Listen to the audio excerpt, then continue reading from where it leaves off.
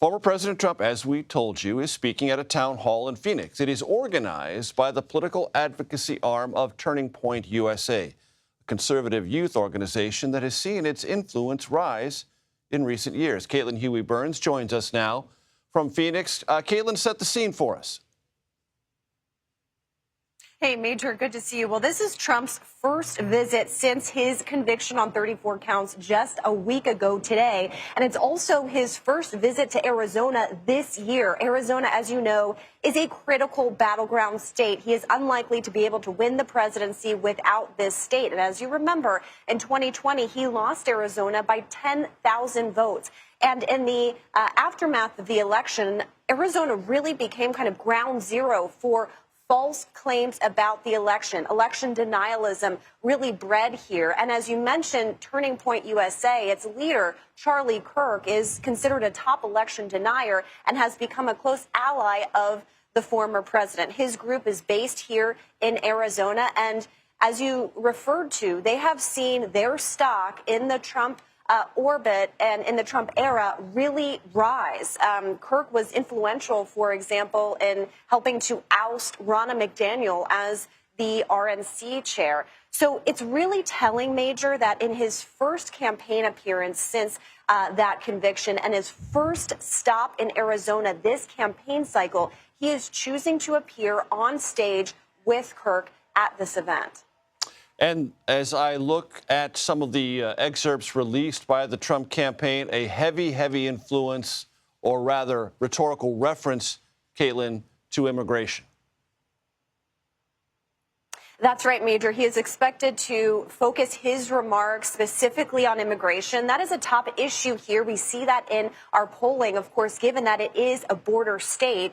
And we have also seen that Trump has enjoyed a little bit of a lead here in our polling, especially since immigration is top of mind. But, Major, you know, in a border state, it's a very nuanced issue, as you well know.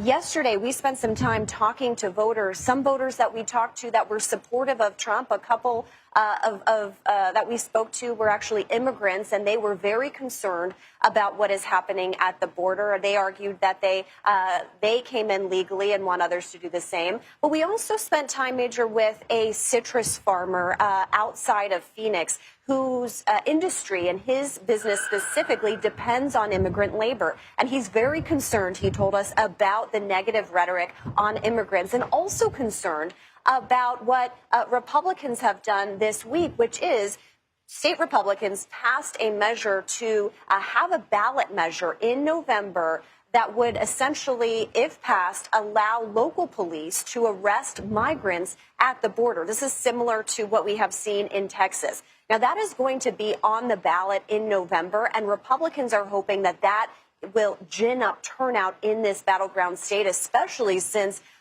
abortion rights groups have secured a measure on the ballot in November here to make abortion access a constitutional right. So you're going to have this battle really here in Arizona on these two key issues, and we'll see which drives turnout the most. Immigration or abortion access. Getting back to Charlie Kirk and Turning Point USA, it strikes me, Caitlin, in some states, state Republican parties are losing revenue, losing organizational support, and they may be being pushed aside by organizations like Turning Point. It feels like that may be happening in Arizona most prominently of all. That's right, Major. Turning Point USA has been able to raise a lot of money. Kirk himself has become really wealthy in this role.